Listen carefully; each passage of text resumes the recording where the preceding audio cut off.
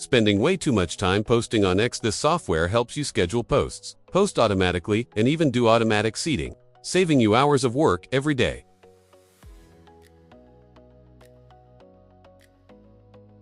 Welcome back to my channel. On my screen here is the interface of the X software. I'm managing a lot of accounts here, and each account is linked to a different proxy.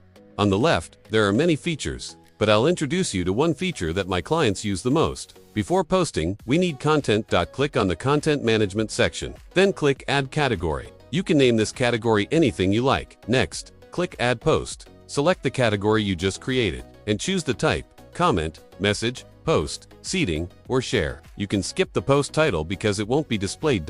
Now enter your content. You can use chat to save time on this part, or you can use one piece of content and click the software's preset characters here to avoid them.